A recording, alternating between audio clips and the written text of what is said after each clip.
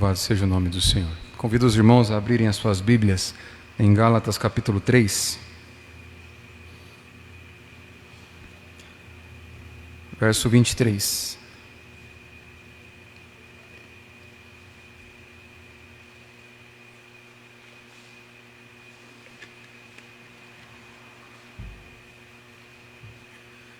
Semana passada eu iniciei a exposição desse texto, mas os versos 28 e 29 não foram expostos, não foram apresentados por os irmãos, então nós vamos explorar esses dois versos nessa noite, os versos 28 e 29, mas para entendermos o contexto maior, aí vamos ler a partir do verso 23.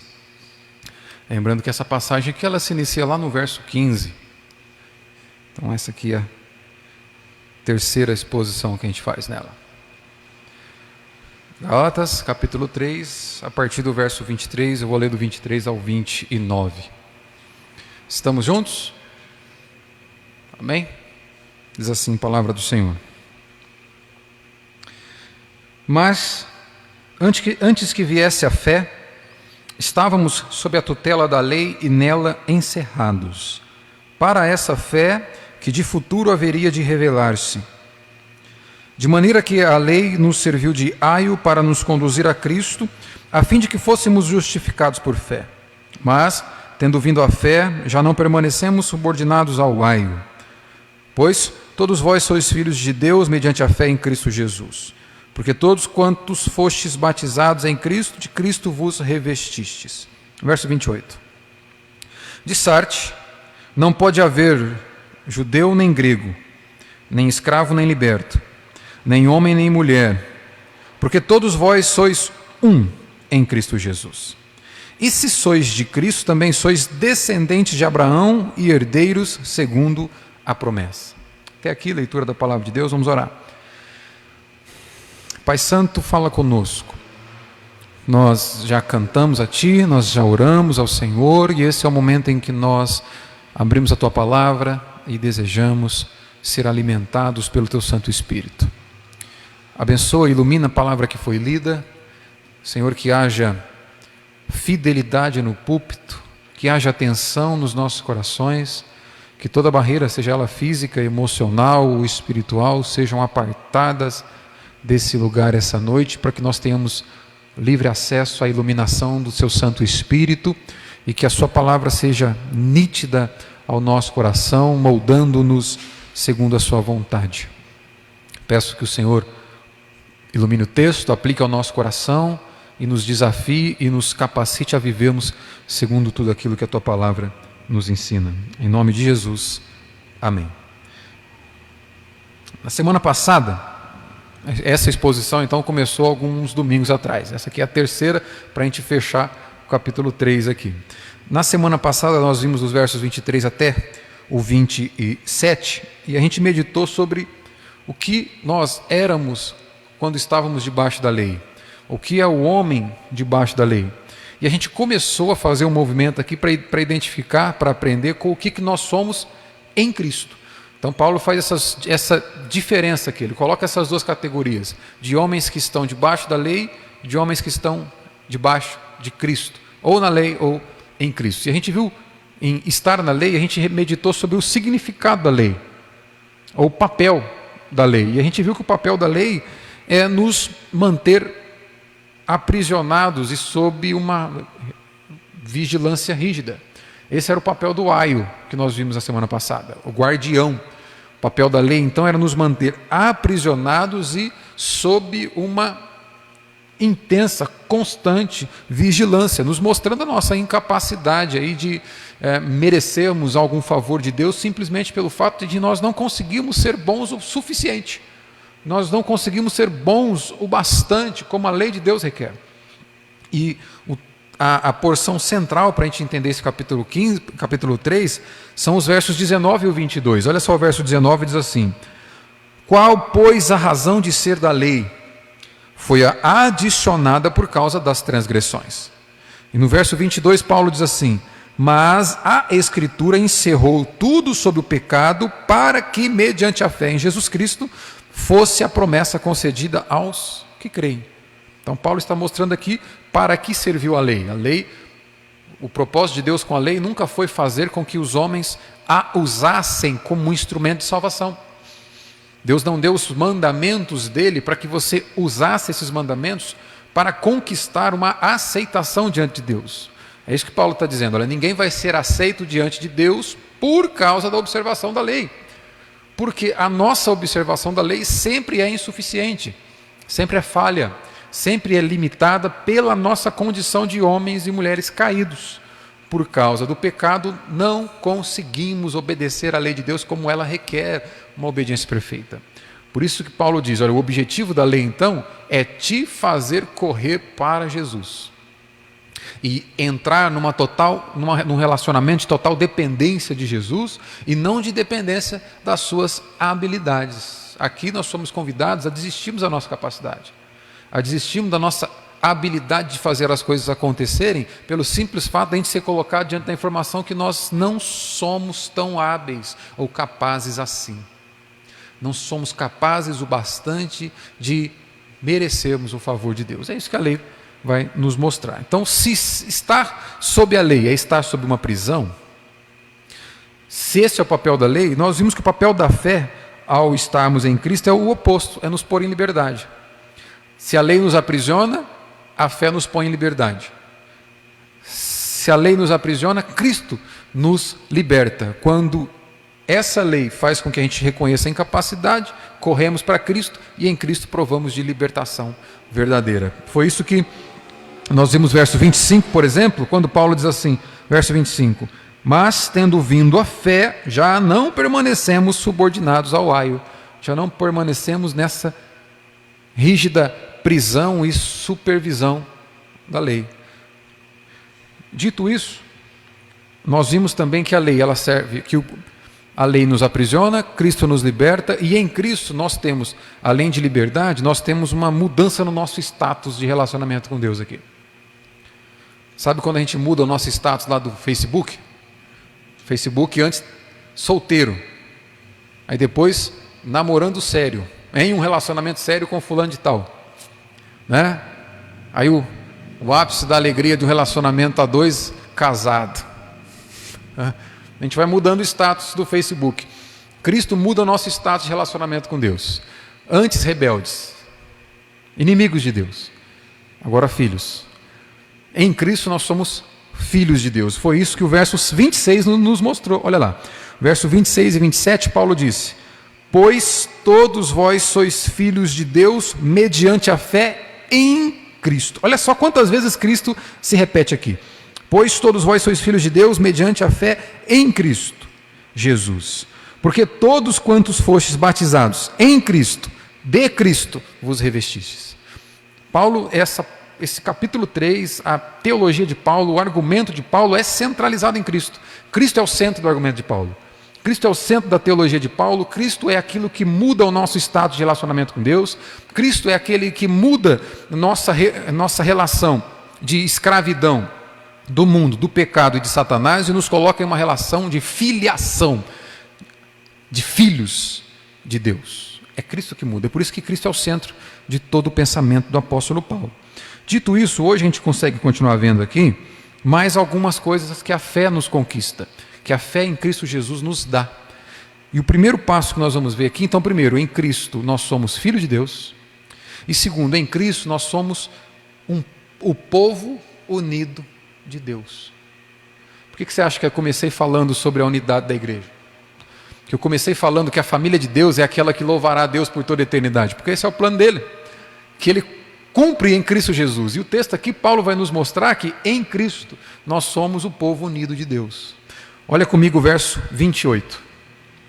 Cada um desses versículos tem muita coisa para extrair, mas olha só, no verso 28, Paulo nos mostra que em Cristo nós somos o povo unido de Deus. O verso 28 nos mostra essa unidade do povo de Deus. Verso 28 diz: de Sarte não pode haver judeu, nem grego, nem escravo, nem liberto, nem homem, nem mulher, porque todos vós sois um em Cristo Jesus. Em Cristo nós somos o povo de Deus, e só em Cristo nós somos o povo de Deus. No povo de Deus não há divisão, é isso que Paulo está mostrando aqui. Dizer que o povo de Deus é unido, dizer que a verdadeira igreja, o corpo de Cristo é unido, é dizer que o corpo de Cristo é formado por pessoas onde não há divisão de raça, por exemplo. No corpo de Cristo não há pessoas de uma cultura A que são mais importantes que as pessoas de uma cultura B. No corpo de Cristo, as pessoas da raça A não é mais importante que as pessoas da raça B. No corpo de Cristo não há divisão de extrato social. A pessoa da condição financeira A é mais importante que a pessoa da condição financeira B. Ou da condição social A é mais importante, mais digna, mais amada do que pessoas da condição social B. No corpo de Cristo não há essa divisão. No corpo de Cristo não há divisão de gênero. Mulher é mais importante que homem. Ou homem é mais importante que mulher. No corpo de Cristo nós temos o povo unido de Deus. E é isso que a gente vai trabalhar um pouquinho nessa noite aqui. Nós não somos todos idênticos. Nós somos diferentes. Mas nós somos um. Nós não somos iguais, mas nós somos um. Ou seja, nós não temos as mesmas características, nós temos as nossas particularidades, mas em Cristo nós somos um só corpo. E dizer que nós somos um não significa dizer que nós temos as mesmas preferências, que nós temos os mesmos planos, os mesmos sonhos, que nós somos iguais em todas as coisas. Cada membro do nosso corpo, ele é diferente entre si, mas ele compõe um único corpo. Teu braço, tua perna, teu nariz, teus olhos, eles são diferentes, têm funções diferentes, mas eles são junto um corpo, apesar de serem particulares, apesar de serem diferentes. Dizer que nós somos um em Cristo não é dizer que nós temos a nossa individualidade cancelada. Não é dizer que você tem que ser idêntico ou pensar idêntico ao que o outro pensa, ter a mesma condição social do outro, a mesma formação, a mesma cultura. Em Cristo somos individualmente, nós somos amados individualmente, amados no corpo de Cristo, somos diferentes como pessoas, mas todos em Cristo somos um só. Mesmo com tanta diferença de pensar, de forma de agir.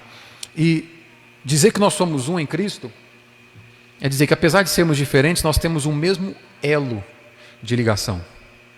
Dizer que nós somos um nele é dizer que Cristo é o elo que nos une. E Jesus orou por isso. Jesus intercedeu por essa unidade. Deixa que eu leio lá em João capítulo 17, nos versos 20 e 21, quando Jesus intercede em favor da igreja. Veja o que Jesus ora. Minha oração não é apenas por eles. Ele não ora apenas pelos discípulos que estão com ele ali. Rogo também por aqueles que crerão em mim por meio da mensagem deles. Jesus está intercedendo por todos aqueles que vivem de acordo com a doutrina apostólica, que creem nas Escrituras do Antigo e do Novo Testamento. É por esses. Jesus está intercedendo pela igreja, por mim e por você. E olha só o que Jesus pede na oração dele. Jesus não vai pedir aqui para que você seja curado, para que você seja rico, para que você seja próspero, para que tudo dê certo. Jesus vai pedir algo muito específico. Ele vai dizer o seguinte no verso 21. Para que todos sejam um. A intercessão de Cristo em João 17, 21 é para que sejamos um. E ele continua. Pai, como tu estás em mim e eu em ti, que eles também estejam em nós. A oração de Cristo, Cristo poderia, como sendo Deus na terra, como sendo aquele que tem acesso ao Pai, poderia pedir qualquer coisa em seu favor e em meu favor. Ele poderia pedir qualquer coisa para a igreja, mas ele pede unidade. Ele diz assim, Pai, eu oro por eles para que eles sejam um.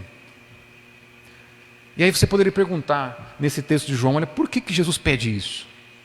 Tanta coisa que Jesus poderia estar diante de Deus ali, podendo interceder pela igreja, por que ele, por que ele não pediu para que Deus impedisse que os cristãos, que os seus discípulos fossem perseguidos? Por que ele não pediu isso? Por que ele pediu, olha, que eles sejam um, assim como nós somos? Então a unidade de Deus serve-nos como uma referência. É óbvio que nós somos de um outro ser, nós somos criatura, mas uma forma de Jesus dizer, olha, vocês sejam um também. Agora, por que ele pede isso? No verso 21 ele vai dizer, para que o mundo creia que tu me enviaste. Jesus está mostrando para mim e para você que a nossa unidade, quando nós nos relacionamos como igreja, como família de Deus, isto serve de testemunho para aqueles que estão de fora.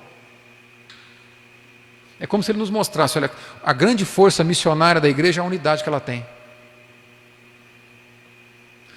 Pai, que eles sejam um, para que o mundo creia que o Senhor me enviou. Jesus está dizendo que através do nosso relacionamento como irmãos, isso pode fazer com que outros que estão fora desejam participar de quem está dentro, desejam fazer parte disso aqui. Pelo simples fato deles verem como a gente se relaciona, deles verem como você se importa comigo, eu contigo, você com o seu irmão, você com o seu familiar na família de Deus aqui, os de fora vão desejar fazer parte dos de dentro, para que o mundo creia que o Senhor me enviou. Então a nossa unidade é uma ferramenta missionária, evangelística, para a nossa sociedade. A forma como nós nos relacionamos tem o poder de fazer com que pessoas desejem fazer parte da família de Deus. Creiam que Jesus é enviado do Pai. Perceba que nós não temos unidade por sermos idênticos, por sermos iguais, por gostarmos das mesmas coisas. Nós temos unidade porque nós estamos no mesmo lugar. Jesus disse que eles também estejam em nós. A nossa unidade é porque nós vivemos em um lugar comum. Nós vivemos em Cristo. A nossa unidade é porque nós temos um Senhor comum, que é Cristo. A nossa unidade é porque nós temos uma vontade reinante comum, que é a vontade de Cristo. Nós não somos uns porque você pensa exatamente como eu penso. Nós somos um, ou nós devemos ser um, porque nós temos um único Senhor sobre nós, que é Cristo. Isso é ser um, é ter o mesmo dono. Por quê? Se eu tenho Cristo como dono da minha vida, isso é dizer que Jesus é o meu Senhor. Se Cristo é o meu Senhor, eu passarei a me relacionar com as pessoas, eu passarei a viver minha vida segundo a vontade dEle. Se Cristo é o seu Senhor, assim como Ele é meu Senhor, você passará a se relacionar com as pessoas, a viver a sua vida de acordo com a vontade dEle. Ambos nos relacionaremos, não mais pensando naquilo que nós achamos que é bom para nós. Não é mais o nosso ego agora que vai estar no centro do nosso relacionamento. É aqui que nós estragamos o nosso relacionamento. Você estraga seu relacionamento com seus familiares. Você estraga seu relacionamento com seus pais, com seus filhos, com seu cônjuge, porque você está no centro do relacionamento. Porque Jesus está no centro do relacionamento. Perdão, porque o outro está no centro do relacionamento. Caso Cristo estiver no centro do relacionamento, se Jesus for o centro do relacionamento de marido e mulher, pai e filho, amigo, amiga, irmão, irmã, pastor, ovelha, ovelha, pastor. Se Jesus for o centro, nós não teremos problema de relacionamento. Porque nenhum vai desejar ser mais que o outro. Nenhum vai desejar que a vontade dele prevaleça na hora da discussão. Porque a vontade que tem que prevalecer é a do Senhor. Nós somos unidos, é por isso que Jesus ora por essa unidade, porque nós temos o mesmo dono. Enquanto você for o dono da sua vida, enquanto eu for o dono da minha vida, nós jamais provaremos unidade na igreja. Jamais vamos provar unidade lá em casa. Mas se estivermos debaixo do mesmo dono, nós somos um. É isso que Paulo está nos ensinando, é isso que Jesus quis dizer. Então Jesus é o elo de união com Deus e com o próximo. Jesus nos liga a Deus e Jesus nos liga ao próximo, liga-nos uns aos outros. Vamos nos lembrar agora do contexto de Gálatas lá. Os judaizantes estavam assediando os gentios, os gálatas, para que eles passassem a ser judeus, ou seja, para que eles adotassem a cultura judaica através das leis de Moisés, para assim fazer parte do povo da aliança. O que o judeu estava entendendo aqui? Deus tem um povo particular, e esse povo particular é a nação judaica. Então, se for gentil, não pertence, não está em aliança com Deus. O alvo do judeu, então, era ensinar os gentios a eles se tornarem primeiro judeus, para depois estarem em aliança com Deus. No entanto, o que acontecia? O que é muito comum acontecer naqueles dias lá? Mesmo depois que os gentios se convertiam ao judaísmo, mesmo depois que alguns gálatas ali caíram no conto dos judaizantes e se tornaram judeus com as práticas, com os hábitos da lei, mesmo assim, esses que se converteram ao judaísmo continuavam sendo rejeitados pelos judeus, porque os judeus pensavam o seguinte: apesar deles guardarem a nossa cultura, eles não têm o sangue que nós temos correndo nas veias, eles não são filhos de Abraão, eles não são descendentes físicos de Abraão, nós somos. Então o preconceito continuava existindo. Paulo está tratando de algo enraizado na cultura judaica aqui, que é esse preconceito, porque eles não têm o mesmo sangue que nós temos, não são dignos de participar das mesas que nós participamos, não são dignos de ter a mesma honra de Deus que nós temos como povo de Deus. Isso estava implícito, estava presente ali. Comentarista William Hendrickson, comentando isso, ele vai dizer o seguinte: às vezes, os pagãos eram chamados simplesmente de cães. Os judeus chamavam os gentios de cão, cachorro. Até mesmo os prosélitos, ou seja, aqueles que se convertiam ao judaísmo, passavam agora a agregar a religião judaica, nunca foram plenamente aceitos. Afinal, eles não eram filhos de Abraão, como eu acabei de dizer. Tudo indica que os judaizantes dos dias de Paulo não haviam se libertado desse sentimento de desprezo pelos judeus. Mas olha que detalhe, além dos judeus rejeitar de forma preconceituosa os gentios também rejeitavam os judeus. Os judeus também eram odiados pelos gentios pelo simples fato deles terem esse comportamento. Então o gentio pensava o seguinte: eu não quero me envolver com essa raça. Paulo vai escrever para uma igreja composta por homens, por raças que se odeiam, dizendo para eles o seguinte: vocês são um só em Cristo Jesus. Paulo está dizendo para pessoas como eu e você que pensamos de forma tão diferente: a gente não se odeia, louvado seja Deus por isso, né? A não ser corintiano e palmeirense, corintiano e São Paulino, mas guardadas as devidas proporções, Paulo está dizendo o seguinte: olha, em Cristo vocês são um povo só, porque vocês têm o mesmo dono, e Cristo é o elo que liga vocês. A lei não pode fazer isso. Percebeu por que Paulo prioriza Cristo ao invés da lei? A lei não é capaz de unir esse povo. Justamente a lei estava separando judeus de gentios daqueles dias, porque a lei leva essa religiosidade da obrigação, e você dificilmente ama uma pessoa por obrigação por muito tempo, dificilmente você tolera alguém por obrigação por muito tempo. Uma hora você vai chutar o pau da barraca, uma hora você vai deixar de amar por obrigação, até porque amar por obrigação já é um problema, já é um erro. O que a lei fazia era isso, era demonstrar esse cuidado pelo outro, mas de forma obrigatória, por obrigação. A lei não pode fazer isso. Somente Cristo é capaz de fazer com que as pessoas amem de forma abnegada, sem desejar nada em troca. Olha como que era o amor motivado pela lei.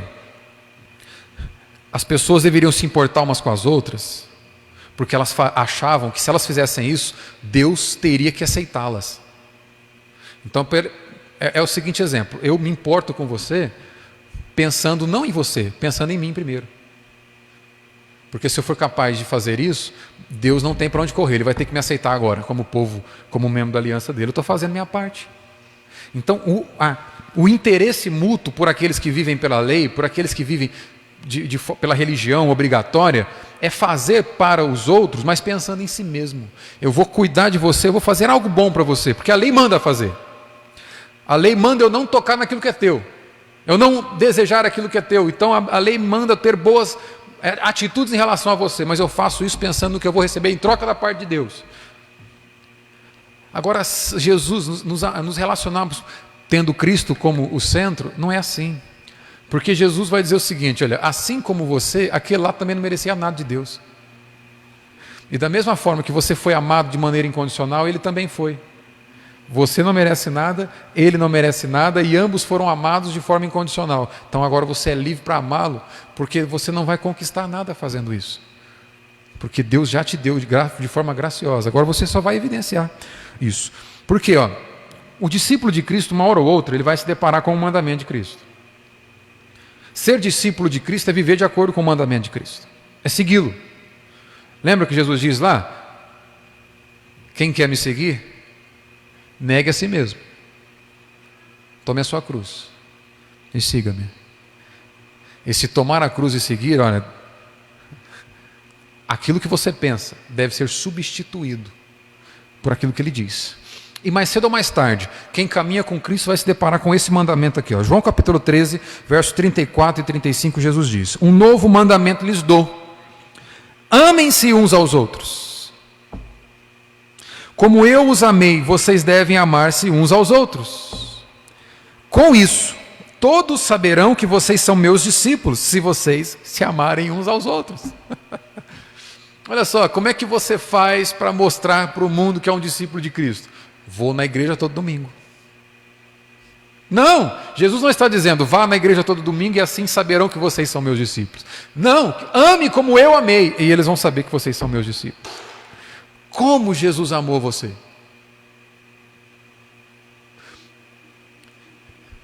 O que você fez para merecer o amor de Jesus?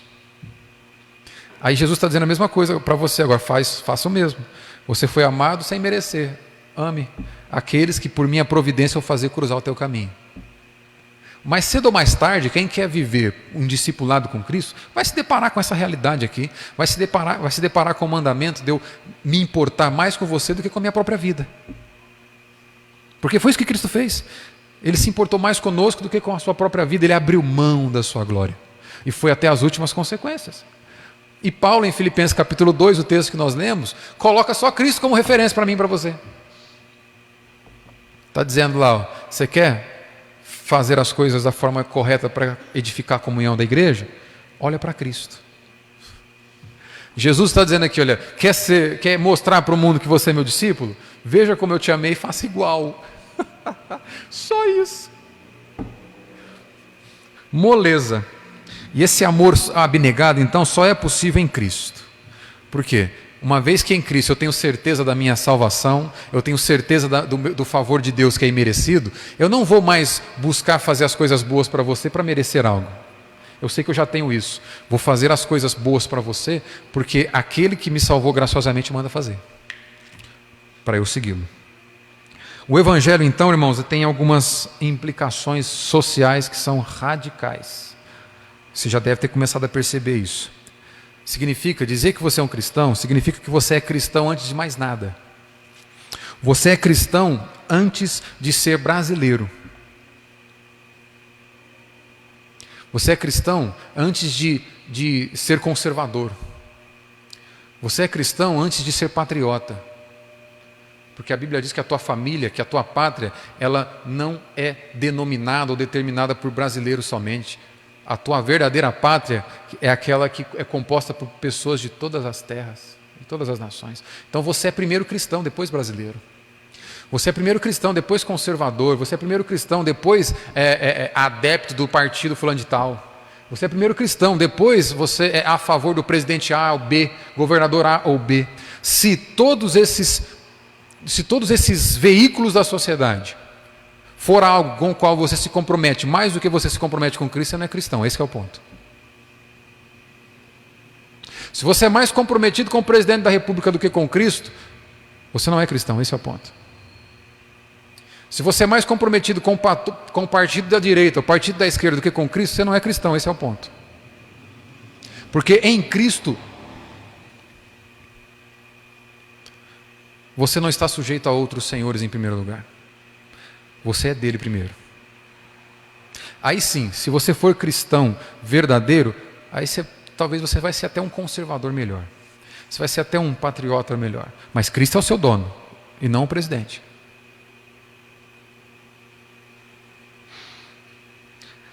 Isso significa que todas as barreiras que separam as pessoas do mundo em facções rivais, em Cristo elas são destruídas. Percebe a implicação prática disso aqui? Se eu for mais conservador do que cristão, eu jamais vou aceitar no nosso meio um cristão que é adepto de uma ideologia diferente politicamente do que a minha.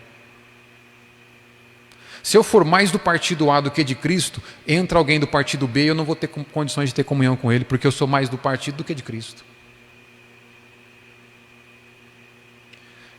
Em Cristo essas barreiras são desfeitas. Em Cristo a vontade do Senhor ela é superior a qualquer ideologia, seja ela de esquerda ou de direita. Em Cristo, a vontade de Cristo é superior a qualquer condição social. Se nós fizermos as nossas alianças como o mundo faz aliança, o mundo faz aliança com aquilo que é conveniente, com aquilo que é próximo dele, com aquilo com o qual ele possa tirar alguma coisa em troca. Então o rico procura fazer aliança com o rico. Porque eu vou poder ganhar alguma coisa em troca. Não vou fazer aliança com o pobre, porque não tem de onde tirar. O pobre não faz aliança com o rico, porque ele vai, talvez até mesmo numa sensação de falsa humildade, ele não aceita se relacionar com quem é diferente dele. Mas em Cristo todas essas barreiras são quebradas, é isso que Paulo está mostrando aqui. A primeira barreira que é desconstruída em Cristo e que pode dividir as pessoas é a barreira cultural. Olha só o que o verso 28 diz: não há judeu nem grego. Gente de uma cultura não precisa se tornar igual a de outra cultura, para terem comunhão na igreja. Gente de uma raça não precisa abandonar a cultura da sua raça para ter comunhão na igreja de Cristo. Portanto, nós devemos aceitar uns aos outros, sem que um grupo considere o outro inferior a si mesmo por conta de sua raça. Em Cristo não há divisão de raça, não há divisão de cultura. Talvez isso aqui não é tão próximo para nós, porque nós não temos uma diversidade cultural muito grande aqui, somos todos interioranos aqui dessa região do interior de São Paulo, então a gente não tem tanta dificuldade com isso. Mas a segunda barreira social aqui, e que é presente dentro da igreja, não deveria ser, é algo mais próximo. Paulo vai dizer o seguinte, olha, não há escravo nem liberto. O que ele quer dizer com isso? A condição social do indivíduo não deve determinar a forma como ele se relaciona na igreja. Um filósofo que influenciou muito a cultura do tempo de Paulo, um filósofo chamado Aristóteles, ele ensinava algo interessante, olha só. Ele ensinava que existem dois tipos de ferramentas, de material de trabalho. A ferramenta manual que é inanimada, que você usa para executar as tarefas, martelo, enxada, enxadão, esse tipo de ferramenta. E a ferramenta animada, que são os escravos. Aristóteles ensinava que os escravos são apenas ferramentas. São utensílios que o senhor de escravo pode usar quando quiser, do jeito que quiser. Morreu, troca, põe outro no lugar. Quando essa sociedade recebe essa carta aqui, quando Paulo fala sobre isso, é óbvio, eles não estavam tanto assim como Aristóteles, mas havia esse pensamento de que escravo é menos importante, é menos gente do que os senhores de escravo. E Paulo vai dizer, no corpo de Cristo não tem escravo nem liberto. No corpo de Cristo não tem pobre nem rico. A condição social não determina o seu nível de importância na igreja. É isso que Paulo está ensinando aqui. Você pode não acreditar, mas eu conheci um pastor que ele dizia o seguinte, olha, Deus me chamou para pregar para os ricos. Já tem muito pregador, já tem muito pastor pregando para pobre. O meu chamado é entre os ricos. Por isso que eu não prego para pobre. Percebe? O mundo faz aliança com aquilo que é de interesse mútuo. Paulo está dizendo o seguinte, olha, com a igreja não é assim. Você não vai fazer aliança com aquilo que é aos seus olhos, você vai tirar algum proveito. Em Cristo não tem divisão. O nível, a sua condição social não te dá nível dentro da igreja. Não tem pobre nem rico. O mundo faz esse tipo de separação. E essa é uma boa prova para saber o quanto nós somos influenciados pelo mundo e o quanto nós somos influenciados pela palavra de Cristo. Se nós fazemos amizades, se nós fazemos alianças com base no nível social das pessoas, nós mostramos que nós somos mais influenciados pela cultura secular do que pela Escritura. Porque não há diferença. No corpo de Cristo, não tem rico nem pobre. E uma terceira barreira, que talvez era a mais forte nos dias de Paulo, é a barreira de gênero. Não tem nada a ver com ideologia de gênero, é barreira de gênero. A terceira barreira, Paulo vai dizer o seguinte, não há nem homem nem mulher.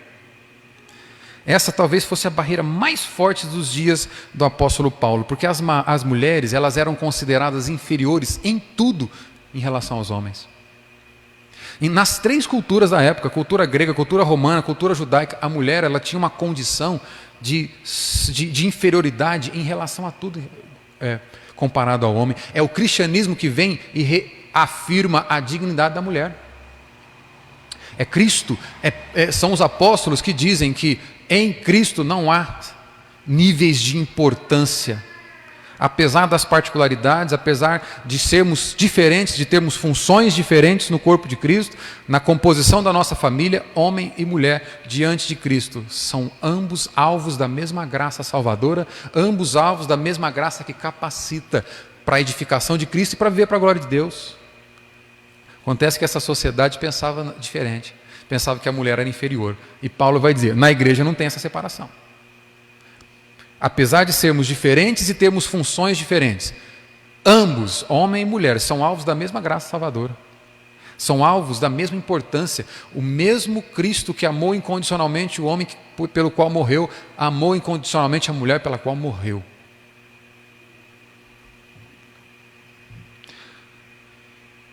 Paulo finaliza o verso 28, olha aí, dizendo assim: porque todos vós sois um em Cristo Jesus. Todos nós somos iguais em Cristo em dois aspectos fundamentais. Quem está comigo ainda diz amém. Tem 3 pessoas comigo.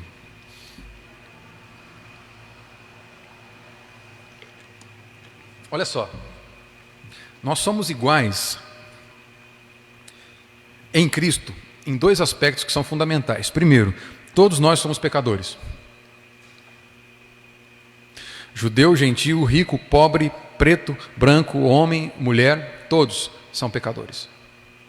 Esse é o primeiro aspecto em que todos somos iguais diante de Deus. E segundo, todos são salvos por graça. Não pense que você é ou pode ser mais importante que qualquer outra pessoa no corpo de Cristo. Porque o mesmo favor que ele não merecia ao ser salvo, você também não merecia ao ser salvo. Isso nos coloca em uma condição de igualdade que faz com que a gente consiga olhar para aquele mandamento de Paulo e fazer sentido para nós. Paulo vai dizer, cada um busca aquilo que não é apenas propriamente seu, mas se importe com o outro também. Ele é igual a você, ele também não merecia o favor de Deus, assim como você não merecia, e a graça alcançou os dois. Somos iguais em pecaminosidade e somos iguais em graça, favor de Deus. Irmãos, você não é mais ou menos importante que nenhum outro membro do corpo de Cristo. Espero que isso tenha ficado claro. Pois o mesmo gesto que salvou ele, salva você também. O mesmo gesto de Cristo que salvou o pobre, salva o rico, que salvou o branco, salva o preto, que salvou o homem, salva a mulher, que salvou o judeu, salvou o gentio. Todos nós carecemos do mesmo favor salvador diante de Deus. Todos nós somos ofensores diante de Deus. Alguém poderia pensar o seguinte, olha, mas peraí, tá bom, mas a sua tese está errada. Eu não sou tão pecador quanto o meu vizinho.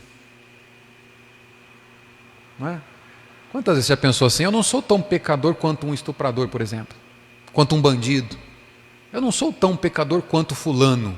A grande questão, meu irmão, é que Deus não te julga com base no fulano. Deus te julga com base nele mesmo. Quando Deus te dá uma lei, Ele não diz o seguinte, olha para fulano, faça melhor que ele e eu te aceito. Não. Quando Deus te deu uma lei, Ele diz o seguinte, eu sou o Senhor teu Deus, que te tirei da terra do Egito, da casa da servidão, aqui a minha lei, que representa o meu caráter, então seja como eu, sede santos porque eu sou santo. Deus não te compara com fulano, Deus te compara com Ele mesmo. Então, em comparação com Deus, não há nenhum justo sequer. Por isso que Paulo chega a essa conclusão, lá em Romanos capítulo 3, verso 23, todos pecaram. E destituídos estão da glória de Deus, separados de Deus. Independente do tamanho do seu pecado, cada um de nós aqui, todos diante de Deus, estamos na mesma condição, carecedores da mesma graça, do mesmo favor, sem o qual nós jamais seríamos aceitos diante dele. Portanto, o que Paulo quer enfatizar aqui é que não há qualquer possibilidade, não há nada que você e eu podemos nos apegar para nos considerar superiores a outras pessoas. Em Cristo nós somos um só, apesar das nossas diferenças, porque todos somos pecadores e todos somos salvos por graça, imerecidamente. Por isso que todos nós precisamos tantos de Jesus. Todos precisamos de Cristo. Romanos 5,12, Paulo diz, assim como o pecado entrou no mundo por um homem e pelo pecado a morte, assim também a morte veio a todos os homens porque todos pecaram. E no verso 17 ele diz, se pela transgressão de um só a morte reinou por meio dele, muito mais, ouça isso, aqueles que recebem de Deus a imensa provisão da graça e a dádiva da justiça reinarão em vida por meio de um único homem, Jesus Cristo. Você precisa de Cristo tanto quanto qualquer outra pessoa. Ele precisa de Cristo tanto quanto você. E isso faz de nós iguais diante de Deus. Não há espaço para vanglória, não há espaço para partidarismo. Todos estamos na mesma condição. Precisamos, carecemos. que Deus olhe para nós e coloque o coração dele na nossa miséria. Tenha misericórdia de nós. É isso que nós precisamos. Esses dois aspectos de igualdade, então, acompanham toda a raça humana. Nesse texto que eu li de Paulo aqui em Romanos capítulo 5, nos mostra que esses dois aspectos de igualdade acompanham toda a raça humana. Ou todos são iguais em Adão, ou todos são iguais em Cristo. Todos são iguais, apesar das suas diferenças, da sua língua diferente, condições sociais diferentes. Em Adão, portanto, condenados ao inferno. Da mesma forma, todos são iguais, apesar das suas condições sociais diferentes, culturas diferentes, gostos diferentes, em Cristo, como filhos de Deus. Esses dois aspectos de igualdade estão presentes na raça humana. Não existe um terceiro grupo. Ou todos são iguais em Adão, ou todos são iguais em Cristo Jesus. Não há um meio termo. A Bíblia não dá espaço para um meio termo. E isso faz, então, com que nós pensemos e fechemos com o verso 28. O verso 28 vai nos mostrar que, já que todos são iguais, todos são em Cristo herdeiros. Verso 28, lê comigo, verso 29, diz assim: e se sois de Cristo, também sois descendentes de Abraão, e herdeiros segundo a promessa. Louvado seja Deus por isso. Paulo volta aqui a enfatizar o fato de que pertencer à semente de Abraão não é determinado pela descendência física. Você não tem que se tornar judeu para ser um descendente de Abraão. Paulo ensina em Romanos, Paulo ensina em Gálatas, que você é um descendente de Abraão, aquele homem com o qual Deus faz uma aliança, dá uma promessa para ele. Você é descendente desse homem e herdeiro dessa promessa, não se tornando judeu, mas se apegando em Cristo. Em Cristo, todos somos descendentes de Abraão. Em Cristo somos herdeiros da mesma promessa. Percebe? Paulo diz assim no verso 29: se sois de Cristo. Esse se é uma partícula que indica uma condição. Paulo está dizendo o seguinte, vocês são descendentes de Abraão, vocês são herdeiros da promessa. Eu vou ler para você que promessa é essa. Vocês têm essa promessa como herança para vocês, se e somente se vocês são de Cristo. Veja, você não é herdeiro da aliança de Deus, da promessa de Deus, se você é judeu. Você não é herdeiro da aliança de Deus se você é rico, se você é branco, se você é pobre, se você nasceu em Pitangueira, se você nasceu no Brasil, se você nasceu nos Estados Unidos, se você nasceu na Europa, independentemente do lugar onde você nasceu, da família onde Deus te colocou, da condição social que Deus te deu, independentemente da realidade que você experimenta na terra. Você é herdeiro da aliança com Deus, se você pertencer a Cristo. Que aliança é essa? Qual que é o significado dessa aliança? Que promessa é essa? Que nos faz igualmente alegres, deleitosos, com desejo de louvar o Senhor. Que promessa é essa? Deixa que eu leio para você. Jeremias capítulo 32, verso 38. Olha só o que Deus diz para todos esses que estão dentro da aliança com Ele: eles serão o meu povo. E Deus está dizendo que nós seremos o povo dele porque Ele vai garantir isso. Olha só o que Ele diz: eles serão o meu povo, eu serei o seu Deus. Dar-lhes-ei um só coração e um só caminho, para que me temam todos os dias. Sabe por que um verdadeiro crente jamais fica pelo caminho? Sabe por que um verdadeiro crente jamais perde a sua salvação? Sabe por que um verdadeiro crente jamais abandona a Cristo? Porque Deus fez com ele essa aliança. Olha o que Deus está dizendo: dar-lhes-ei um só coração e um só caminho, para que me temam todos os dias. A aliança que Deus faz com o seu povo é isso. Isso é a promessa. Deus está dizendo o seguinte: eu vou te dar um coração para que você me ame e você jamais se aparte dos meus caminhos. Eu vou te dar um coração para que seguir o meu filho faça sentido para você e você se apegue a ele pela fé. Eu vou te dar um coração para que você rejeite todas as outras propostas que o mundo vai te fazer, para que você seja sempre meu, e eu é que te darei isso. É isso que Deus está dizendo. Isso é promessa. para seu bem e bem de seus filhos. A promessa de Deus nos alcança nossos filhos. Verso 40: farei com eles aliança eterna, segundo a qual não deixarei de lhes fazer o bem, e porei o meu temor no seu coração, para que nunca se apartem de mim. Essa é a promessa igual para todos aqueles que estão em Cristo Jesus. Se você está em Cristo, você é de Deus e é para sempre dele. Nada pode te separar do amor desse Deus. Seja você rico, seja você pobre, seja você homem, seja você mulher, seja você brasileiro, seja você de qualquer nacionalidade for, em Cristo, você sempre será de Deus. Amém? Finalizo com essa implicação aqui para nós. A sua verdadeira identidade, meu irmão, minha irmã, não é determinada pelo lugar em que você nasceu. A sua verdadeira identidade não é determinada pela família que você teve, pelos pais que você teve. Tudo isso formou aquilo que você pensa hoje, aquilo que você é hoje. Tudo isso são bagagens que você traz e influencia a sua forma de pensar a vida. Não estou negando isso. Mas com base nesse texto, estou afirmando que a sua real identidade não depende da família em que você nasceu, a sua real necessidade não depende do lugar onde você nasceu, a sua real identidade não depende da condição financeira que você tem ou herdou de seus pais, a sua real identidade depende do fato de você nascer de novo.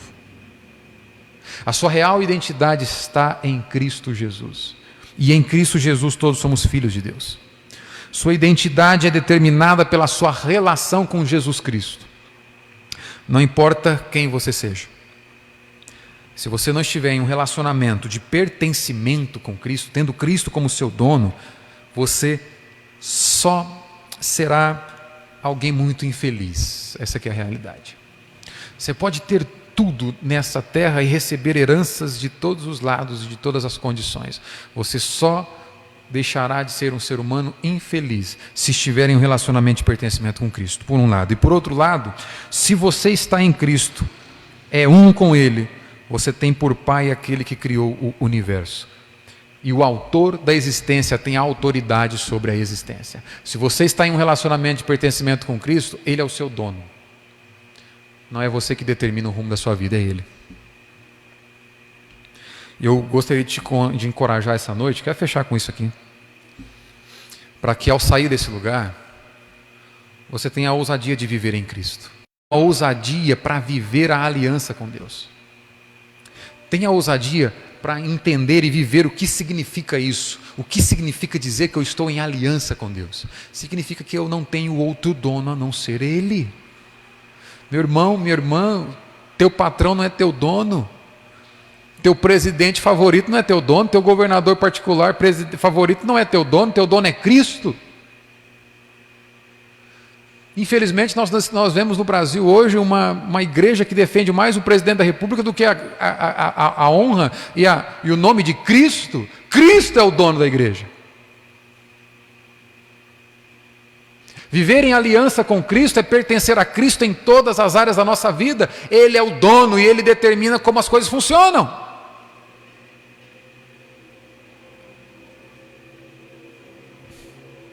Viver em aliança com Cristo é recorrer a Cristo para toda e qualquer decisão. Tenho dito isso aqui no nosso curso da EBD. É fácil nós recorrermos a Cristo como nós queremos saber como deve funcionar a vida litúrgica ou religiosa, não é? Como é que eu devo orar? Vamos para a Bíblia. Como é que eu devo ler a Bíblia? Vamos para a Bíblia.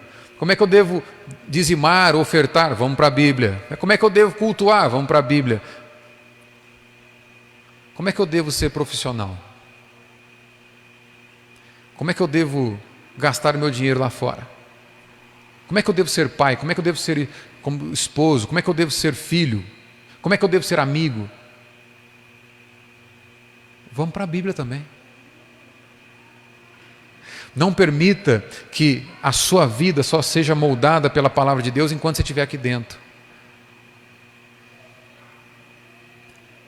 Aqui dentro até diabo tem cara de santo. Mas que a palavra de Cristo molde as suas decisões lá fora. Na primeira oportunidade que você tiver com alguém que pensa completamente diferente de você, lembre-se que o que Cristo não estabelece apenas a nossa união com Deus, Ele estabelece a nossa reunião com o próximo também. Se relacione com alguém entendendo que você tem o mesmo dono. A sua vontade não prevalece, é a de Cristo que prevalece nesse relacionamento. Amém? O que Cristo quer de você, onde você está? Responda sempre essa pergunta. E aí você vai começar a praticar o que é viver em aliança com Deus. Quero encorajar os meus amados irmãos a assumirem um compromisso de serem bíblicos dentro e fora da igreja. Isso é viver em aliança com Deus, é viver na herança, na promessa do Senhor. Vamos orar. Pai Santo, te agradeço por mais um dia de culto, por mais um dia em que eu posso me reunir com meus amados irmãos e meditarmos a tua santa palavra. Peço que o Senhor continue nos instruindo, falando conosco, aplicando essa palavra no nosso coração, ó Deus, durante esse dia, durante essa semana. Pai Santo, que toda e qualquer barreira que se levante, ó Pai, no nosso meio como igreja, seja destruída em Cristo Jesus, ó Deus, e que nós nos relacionemos como família bendita do Senhor. Pai Santo, abençoe meus irmãos nos seus trabalhos, nas suas famílias, nos seus relacionamentos interpessoais, profissionais. Senhor, ajuda-nos a vivermos de forma ousada, segundo a tua palavra. Ajuda-nos a sermos pais bíblicos, maridos, esposas bíblicos, filhos bíblicos, profissionais bíblicos, namorados e namoradas bíblicas. Ajuda-nos a sermos pessoas bíblicas fora da igreja também. Que consultemos a sua palavra, ó Deus, no intuito de saber como o Senhor espera que vivemos. Ajuda-nos, ó Deus, nesse desafio de vivermos para a tua glória em todas as áreas da nossa vida. Peço isso confiante no nome santo de Jesus. Amém e amém. Agora, filhos e filhas, que a graça do nosso Senhor Jesus, o amor do nosso Deus e Pai, o consolo, o conforto, a iluminação, a ousadia do Santo Espírito de Deus estejam sobre cada um de vós e sobre todo Israel de Deus espalhado por entre as nações, agora e para todos sempre. Amém e amém. Louvado seja Deus. Chegamos ao final do nosso culto. Quero render uma ação de graças especial ao Senhor aqui por cada uma das mães, pela minha mãe também, não sei se ela está vendo. Louvar a Deus pela vida das mães que estão no nosso meio, pelas mães que nos puderam ouvir essa noite, que estão nos seus lares. Que Deus abençoe vocês, que a graça de Deus renove continuamente esse prazer de ser mãe, essa dificuldade de ser mãe possa ser colocada em paralelo com a honra, com a graça, com o favor de Deus em ser mãe. Amém? Deus abençoe todas as mamães aí do nosso meio e que vocês conheçam também, em nome de Jesus. Dê um abraço na sua mãe essa noite, se você tem essa possibilidade.